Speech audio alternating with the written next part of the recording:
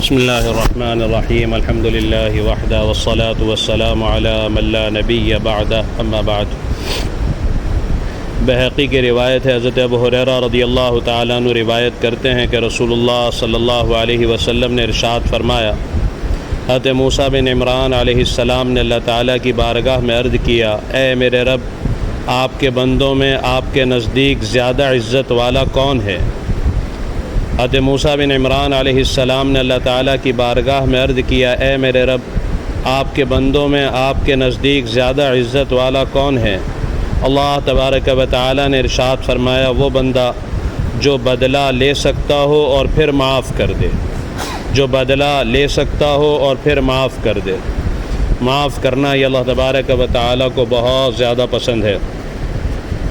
والکاظمین الغیظ والعافین عن الناس واللہ یحب المحسنین۔ اللہ تبارک و تعالیٰ قرآن کریم میں ارشاد فرماتے ہیں، اللہ ان محسنین کو بہت پسند کرتا ہے جو دوسروں کو معاف کرتے ہیں۔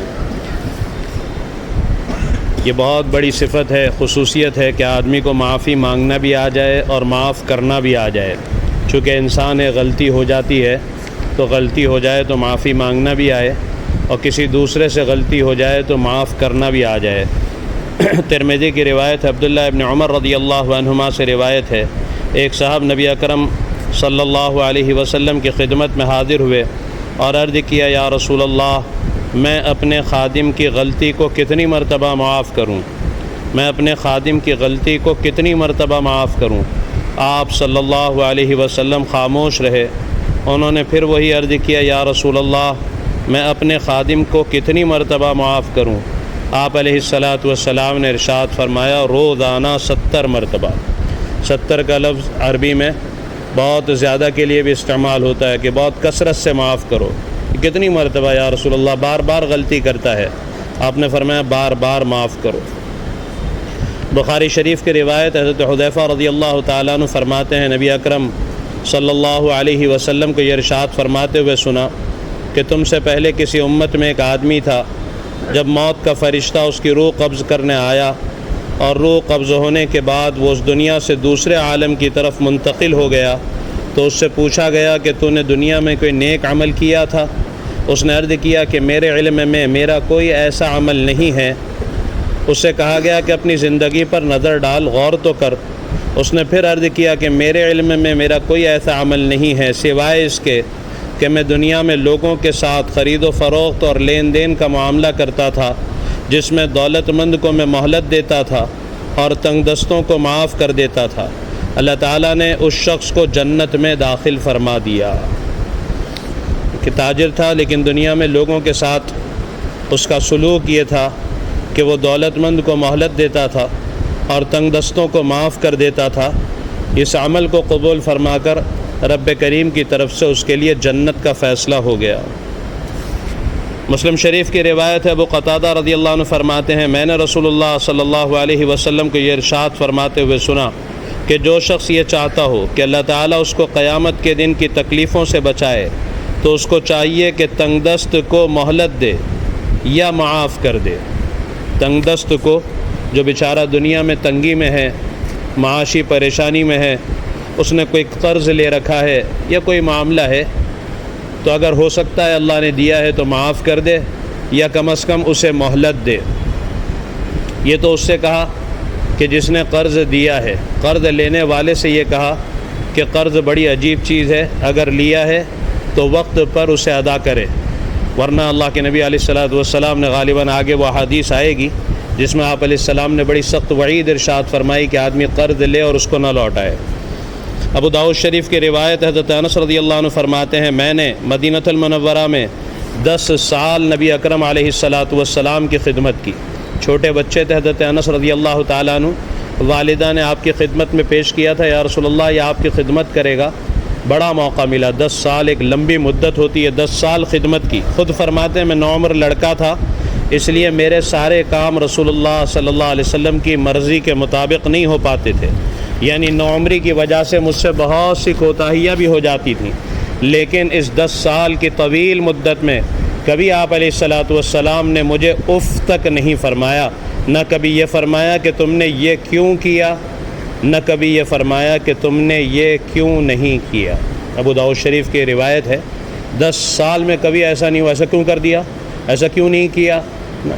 ہم لوگ تو ہمارے دوستوں میں ساتھیوں میں 25 سوال کرتے، تیرے کو بولا تھا ایسا کرنے کیوں نہیں کیا، ایسا کیوں کیا. اور یہاں خادم ہے اللہ کے نبی علیہ السلام کے، کیا عالی اخلاق ہوں گے حضرت رسول کریم علیہ السلام کے. 10 سال کے طویل عرصے میں کبھی آپ نے یہ نہیں فرمایا یہ کیوں کیا، یا یہ بھی نہیں فرمایا کہ یہ کیوں نہیں کیا. بخاری شریف کی روایت ہے، ابو ہریرہ رضی اللہ تعالیٰ عنہ سے روایت ہے کہ ایک شخص نے نبی اکرم صلی اللہ علیہ وسلم سے درخواست کیا، اوصینی یا رسول اللہ، یا رسول اللہ مجھے وصیت فرما دیجئے. دیکھیں بخاری کی روایت میں آپ کیا وصیت فرما رہے ہیں. آپ علیہ الصلاۃ والسلام نے ارشاد فرمایا لا تغضب، غصہ نہ کیا کر. اس شخص نے پھر وہی درخواست کی، یا رسول اللہ مزید کوئی وصیت فرمائے. آپ نے پھر فرمایا لا تغضب، غصہ نہ کیا کر. اس شخص نے اپنی وہی درخواست کئی بار دہرائی اور آپ نے ہر مرتبہ یہی جواب ارشاد فرمایا لا تغضب، غصہ نہ کیا کر.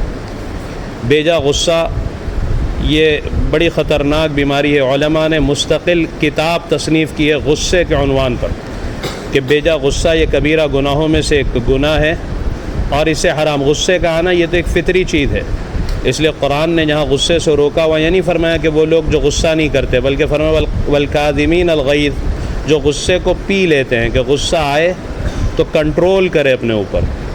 کیسا غصہ؟ بولے میرے سے تو غصہ کنٹرول ہی نہیں ہوتا. تو یہ کوئی اچھی چیز نہیں ہے. آدمی کو جیسے اپنے جسمانی بیماری کا علاج کرتا ہے، یہ روحانی بڑی بیماری ہے بیجا غصہ، اس کا علاج کرنا چاہیے.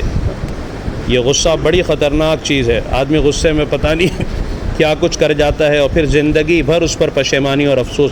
کئی لوگ کہتے ہیں کہ وہ مولانا ہم نے غصے میں طلاق دے دی. تو بھائی کوئی محبت میں طلاق دیتا ہے؟ طلاق تو غصے ہی میں دی جاتی ہے. آپ نے غصے میں دی یا جس طرح دی طلاق، تو بہرحال تو اس طرح غصے میں ہر وہ چیز ہو جاتی ہے جو نہیں ہونی چاہیے. اور تھوڑی سی ہے نا، کیا وہ شعر ہے، منٹوں نے خطا کی صدیوں نے سزا پائی، لمحوں نے خطا کی اور صدیوں نے. تھوڑی دیر کے غصے کی وجہ سے آدمی کتنی مشکل میں پڑتا ہے. بخاری شریفی کی روایت ہے، ابو ہریرہ رضی اللہ تعالیٰ عنہ سے روایت ہے. یہ تعلیم اس لیے ہے نا کہ اللہ کرے میری اور آپ کی زندگی میں اس ظہر کے بعد کے بیٹھنے سے کوئی تبدیلی. ہم سمجھتے ہیں کہ عمل ہوتا ہے، ظہر کے بعد کتاب پڑھی جاتی ہے. میں سمجھتا ہوں کہ مجھے تو سنانا ہے. سننے والے سمجھتے ہیں کہ سننا ہے، حالانکہ کہنا سننا عمل کے لیے تھا. ہم کوئی نہ کوئی یہاں سے کوئی چیز لے جائیں کہ آج ہم ظہر بعد بیٹھے تھے تو آج سے یہ نیت لے جائیں گے کہ اپنی زندگی سے بیجا غصے کو ختم کریں گے. بس فائدہ ہو جائے گا 2-4 منٹ کی، 5 منٹ کی، 7 منٹ کی تعلیم سے. اور نیت یہ ہوگی کہ بس سن لیں گے. میری نیت یہ ہوگی مجھے پڑھنا ہے. اور نیکی اجر و ثواب سے تو خالی نہیں، لیکن مقصد یہ نہیں ہے. تو ہم کچھ نہ کچھ یہاں سے جو سنیں وہ لے جائیں. اتنے برسوں سے سن رہے ہیں، اتنے برسوں سے میں پڑھ رہا ہوں. اللہ مجھے اور آپ کو عمل کی توفیق دے. آپ علیہ السلام نے بخاری کی روایت فرمایا رسول اللہ صلی اللہ علیہ وسلم نے طاقتور وہ نہیں ہے جو اپنے مقابل کو پچھاڑ دے، بلکہ طاقتور وہ ہے جو غصے کی حالت میں اپنے آپ پر قابو پا لے. اور یہ بہت مشکل ہوتا ہے. غصے میں بعض لوگ اپنے ہوش کو کھو بیٹھتے ہیں، پتہ ہی نہیں ہوتا کہ کیا ہو گیا، پھر افسوس ہوتا ہے. کیا کریں؟ غصہ آئے تو یہ آخری حدیث سنیں. ابو داؤد شریف کی روایت ہے، حضرت ابو ذر رضی اللہ تعالیٰ عنہ سے روایت ہے، رسول اللہ صلی اللہ علیہ وسلم نے ارشاد فرمایا جب تم میں سے کسی کو غصہ آئے. کیا پیاری ہمارا دین شریعت کتنا پیارا ہے. صرف یہ نہیں فرمایا غصہ نہ کرو، بلکہ آ جائے، چونکہ انسان ہے اور آئے گا ہی، تو کیا کرو اس کا طریقہ بھی بتایا. فرمایا جب تم میں سے کسی کو غصہ آئے اور وہ کھڑا ہو تو اس کو چاہیے کہ بیٹھ جائے. اگر بیٹھنے سے غصہ چلا جائے تو ٹھیک ہے، ورنہ اس کو چاہیے کہ لیٹ جائے، یعنی اپنی حالت کو تبدیل کر لے، وہاں سے ہٹ جائے. اور ہمیشہ یہ یاد رکھنا چاہیے کہ کبھی کوئی فیصلہ غصے کی حالت میں نہیں لینا چاہیے. کوئی چیز ہے ابھی غصہ بہت ہے اور بالکل طے میں نے کیا کہ یہ اب تو کر ہی دینا ہے، اس نے ایسا کیا تو ٹھیک ہے کل فیصلہ کریں گے، پرسوں فیصلہ کریں گے. غصے کی حالت کا فیصلہ تو آپ علیہ السلام نے علاج بتلایا کہ جب غصہ آئے، بعضی روایتوں میں فرمایا وضو کر لے، بعضی روایتوں میں فرمایا اپنی حیت کو تبدیل کرے. حدیث شریف کا مطلب یہ ہے کہ جس حالت کی تبدیلی سے ذہن کو سکون ملے اس حالت کو اختیار کرنا چاہیے تاکہ غصے کا نقصان کم سے کم ہو. بیٹھنے کی حالت میں کھڑے ہونے سے کم اور لیٹنے میں بیٹھنے سے کم نقصان کا امکان ہے. وہاں سے ہٹ جائے، ہے نا، فیصلے کو بعد میں مؤخر کرے، وضو کرے، اپنی حیت کو تبدیل کرے اور یہ نیت کرے کہ انشاءاللہ بیجا غصہ نہیں کروں گا، اپنے غصے پر کنٹرول کروں گا. اللہ تبارک و تعالی ان روحانی بیماریوں سے بھی ہمیں شفا نصیب فرمائے. سبحان اللہ و بحمدہ.